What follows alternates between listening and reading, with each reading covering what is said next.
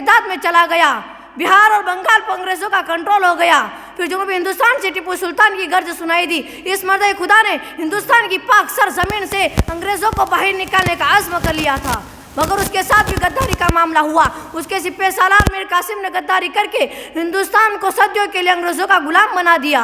टीपू सुल्तान मादर वतन की हिफाजत करते हुए मैदान जंग में शहीद हो गया। टीपू सुल्तान की शहादत पर अंग्रेज़ अफवाज के जनरल ने बड़े फ़ख्र के साथ कहा था कि अब हिंदुस्तान हमारा है। टीपू सुल्तान की शहादत की वजह से हिंदुस्तान की आज़ादी पर सियाही फैल। फिर भी आज़ादी के मुतवाले परचम हुर्रियत बुलंद करते रहे। नवाब वाजिद अली शाह की गिरफ्तारी के बाद बेगम हजरत महल और झांसी की रानी ने अंग्रेज़ों के सामने सर झुकाने के बजाय देश की आज़ादी के सौदे करने के बजाय अपने आप को देश के लिए कुर्बान करना गवारा किया। तारीख के उन शख्सियात को याद रखा जाएगा। पैदर पे की नाकामयाबों के बाद एक और जमात आती है। मस्जिद और मेहराब की बांसी, तस्बीह और अमामा रखने वालों की जमात आगे बढ़ती है और परचम हुर्रियत बुलंद करती है और समय आज़ादी के मुहाफिज और निगहबान बनकर सामने आती है, जिसके नतीजे में 1857 का इनकलाब बर्पा हुआ। यह उलमा की तहरीक थी। शामिली के मैदान में मारिका होता है। हज़ारों हुफ़ाज़, हज़ारों उलमा जज्बा जिहाद से सरसार, जो से आज़ादी से सरमस्त अंग्रेज़ों के खिलाफ सफारा हो गए।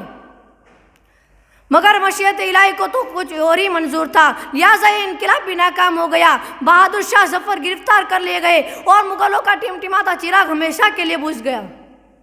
शहजादे गिरफ्तार कर ली गई। हज़ारों उलमा को तहक़ीक़ किया गया। सैकड़ों मुसलमानों को काले पानी की सज़ा सुनाई गई। हज़ारों हुफ़ाज़ों को बरसराम फांसी दी गई और अंग्रेज़ों ने दिल्ली के तख्त पर भी कब्जा कर लिया।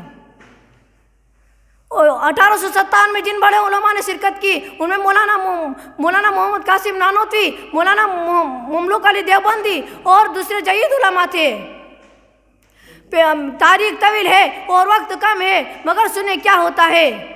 पैदर पे की नाकामयाबों के बाद 1857 के खूनी इनकलाब के बाद एक और जमात आती है।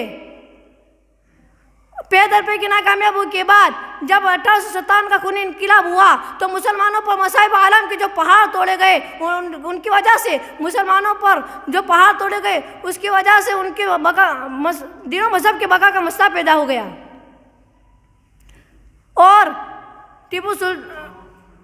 दिनों मजहब के बका का मसला पैदा हो गया। ऐसे नाजुक वक्त में एक इस्लामी मरकज़ की सदीद ज़रूरत थी।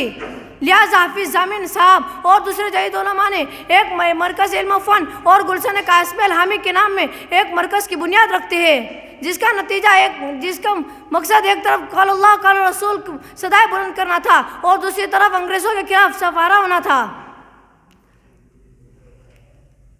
और अगर उलमाए देवबंद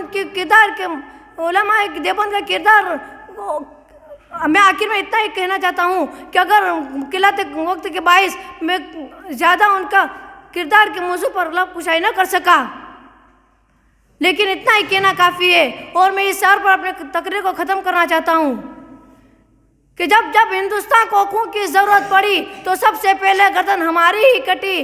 जब भी हिंदुस्तान को खून की ज़रूरत पड़ी तो सबसे पहले गर्दन हमारी ही कटी। फिर भी कहते हैं अहले चमन, ये चमन हमारा है तुम्हारा नहीं। वाखिर दावाना अनिल हम्दुलिल्लाहि रब्बिल आलमीन।